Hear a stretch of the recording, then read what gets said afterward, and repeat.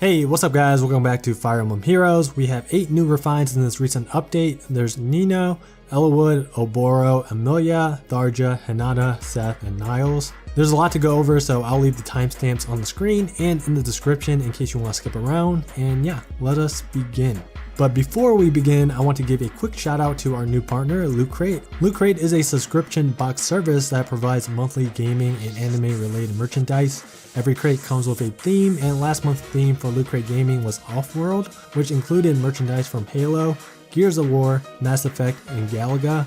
There was a Gears of War blanket, Halo shirt, Galaga tote bag, Galaga pin, Mass Effect calendar and poster, and a couple other items. The games featured in this month's Loot Crate Gaming box include Shadow of the Tomb Raider, Elder Scrolls Online, Dark Souls, and Diablo 3. Some pretty big names there, so if you guys are interested in snagging some merchandise from one of those games, then feel free to sign up by using my referral link down in the description below. If you use that link, then it'll help support me, so please use it if you can. Also, you can use the code Brotel to save 10% off of your next purchase. Alright, I'm going to start things off with Seth, since his refine seems to have gotten the most mixed reviews from the community. So he got Silver Brand, which retained the Ruby Sword effect and adds on Speed Tactic. It's basically the same as Titania's Draconic Poleaxe, except Seth's has Speed Tactic instead of Res Tactic. If you see my review on Titania's refine when it first came out, you would know that I did not like it, but that was before the cheerleading arena update and before Ether Raids. I think these two refines are really good now because of the arena update and the Ether Raids game mode. You can make the argument that it's not good for arena since Seth and Titania doesn't exactly score that high, which is true, but whenever red and green dual cavalry skill is released, then these guys are going to be absolutely amazing for arena.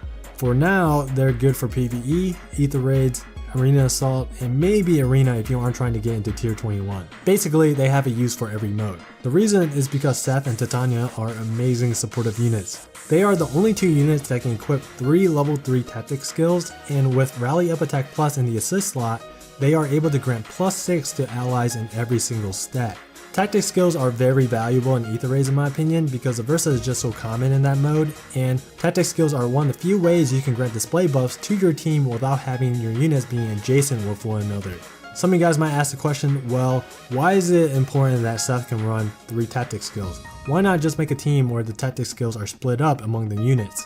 Well, first, having all your tactic skills on one unit makes it easier to build 5 raiding teams for Ether Raids. You can just plop Seth or Titania on every raiding team and there you go. You're good to go on display buffs. You won't have to worry about splitting the tactic skills among the units on all 5 teams. Second reason is that having all the tactics on one unit makes it way easier to position and counterplay Versas in Ether Raids. So yeah, those 2 reasons are why it's great for AR. Now, the Ruby Sword part of the weapon is irrelevant if Seth is mainly on the team just to be used as a buff bot, but since he has it, you can just give him something like Moonbow, Deathblow, and Axebreaker. This is a cheap build in which Seth can be used as a buff bot and a Surtur killer for Ether Raids. Overall, I do like this refine, and I would say that it's very well worth the Divine Dew. It may even be the best refine out of the 8. After Seth is Eliwood. Durendal, when upgraded, gets Deathblow 3 and Swift Sparrow 2. Simple effect, but this is kind of what Eliwood needs to help his lackluster offenses. If you give Eliwood Swift Sparrow in the 8 slot and the new upcoming Darting Blow 3 seal, then Eliwood is able to get +14 attack and +14 speed on initiation. With a speed boon, he's going to have 61 attack and 47 speed. That's pretty good, but this new Durendal refine does limit his build flexibility. You can't really build him any other way except for player phase. You pretty much just build him as any other player phase unit with bad defense. All in all, it's a pretty boring and simple effect. Not exciting at all, but it does help Eliwood's player phase a lot, so I would say that it's worth the Divine Dew if you invested in Eliwood, but do keep in mind that he's just a resistance version of Sigbert with slightly more attack with way less speed, so he's still not super amazing or anything. Next up is Hinata. He gets Sturdy Stance 2 and Fury 3 in his refine. I like this refine on him. The Fury effect being the effect refine gives him a lot of flexibility. Fury can be counterintuitive for someone like Hinata who can literally stack defense and take 0 damage from physical attacks, so if Fury is doing more harm than good for your Hinata build, then you can just not give him the effect refine, instead just refine his weapon with plus defense.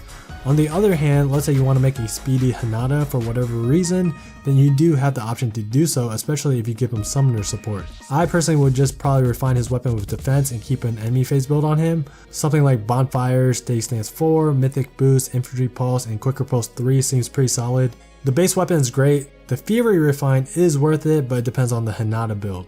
The last red is Tharja. She has a 16 might Blade Tome without the special cooldown penalty and an interesting debuffing effect. It inflicts attack and speed -4 on foes within 2 spaces during combat. There seems to be a lot of confusion about this refine effect and what it does. The easiest way I can explain it is just think of it as a drive skill. Instead of it buffing allies, it debuffs enemies. So what this means is that enemies within 2 spaces of Tharja that are fighting Tharja or her allies will get inflicted by a debuff in combat. And let me be clear on something here. Every enemy that attacks Tharja or gets initiated on by Tharja will get debuffed. With that said, this tome makes Tharja a great support and an even better mixed phase duelist. Let's say you +10 merged a Tharja and gave her summoner support. Look at these stats, then imagine adding 4 to her attack, speed, defense, and resistance because you know, debuffing enemies is sort of like buffing your own unit. All of a sudden, Tharja becomes a well-rounded unit with a ton of speed. You can give her close counter advantage, buff her up with all 4 tactic skills, and she'll be able to one-round KO a bunch of foes on either phase. So not only can she nuke, she can still be used as a decent debuffing support. This is a fantastic tome, don't sleep on it, it's definitely worth the Divine Dew. Onto the blues, we have Oboro and her spear. It's effective against armor foes and it has close defense 3. Armor effectiveness is obviously great, and Oboro actually has a really good mixed bulk if she has plus res IV, so the close defense effect complements her stats pretty well. Close defense will help her defend against both physical armors and dragon armors. The problem is that if you already invested in Oboro and gave her distant counter, then this refine becomes a worse option than Recruit's Lance, since close defense only works versus melee attacks and not ranged. Distant counter Oboro users won't be too happy about this refine, but it's decent. Oboro is a nice cheap alternative to Nefany, except that Oboro doesn't do mixed phase as well as Nef, but in enemy phase they are comparable. Just like Hinata's weapon, Oboro's spear is worth it, but it depends on the build. Basically, if she has distant counter, then keep Recruit's Lance, otherwise give her Oboro's spear. Onto the greens, first we have Nino. Her tome is a 16 might Blade Tome without the special penalty, just like Tharja's refine. In addition, she gets even attack wave. This is interesting because we just got even defense wave as a seal from Tempest Trials. You can give her that as a seal in either even speed or res wave in the C slot, and Nino can buff herself and her allies in 3 different stats on every even turn. She wouldn't even need to rely on allies to buff her Blade Tome, she can become self-sufficient. The other option is you can give her odd attack wave in the C slot, and then she can buff her allies and her own attack for +6 every single turn. This is a weapon that's really good for Nino in Arena, considering that G-Dual Infantry is out. In Aether Raids it's kinda wonky, you can't really rely on wave skills as your team's primary display buff since Aversa is just so common. I'm going to say that this refine is decent. I think it's cool that Nino can become a self-sufficient Blade Tome user, essentially making her into a nuke as well as a support unit. Next up is Amelia. 16 might sling weapon, and Amelia gains 5 speed and defense if she's granted a display buff or a movement buff from Armor March or Armor Boots. So because Amelia has Armor March naturally, that's probably the best and easiest way to meet the condition. When she does meet the condition, she's going to have a lot of speed. With plus speed IVs, it's 37 speed, add 5 onto that and she'll end up with 42 speed. With that much speed, it basically screams Special Fighter. Give her Ether, Swift Sparrow, Special Fighter, Armor March, and Darting Stance, and she'll become an incredible mixed phase duelist. If she doubles, then she'll end up proccing Ether on her second attack in every single fight. You could give her distant counter if you have enough speed buffs on your team, otherwise I don't think she can consistently double on the play phase without a speed boosting A skill. Overall, it's a decent refine, it's extremely good if she has Special Fighter. Last but not least is Niles. His weapon retained the sling effect, then he also got the shiny bow effect, which deals flat 7 damage if foe's defense is greater than their res by 5. Then when it gets refined, it gets flashing blade. This seems like the ideal weapon for Niles. His attack is just straight up trash, it's only base 25. He needs special procs and any other ways to get free damage, and this weapon gives him all of that. What I'm worried about is Niles' attack stat. I'm afraid that it's just way too low. If he, let's say, attacks somebody for 0 damage, then Iceberg will hit nearly for 0 as well, so his maximum damage output will just be 14 damage. I feel like this is just a Navarre situation where the refine is really good and the unit is just bad, but with enough investment then you can make it work. He does have the tools available to make his weapon worth it. Skills that can really help him out are things like Death Blow 4, Life and Death, Special Spiral, AoE specials, and he can even use ploys including Res Ploy to help him meet his weapon's condition easier. Sorcery Blade was another skill I was considering on him, but I feel like if the foe had low enough res for Sorcery Blade to work, then you may as well just take out the foe with the mage that is required to meet Sorcery Blade's condition. You know what I mean? That skill is just way too gimmicky. Alright, so that's my review on all the refines.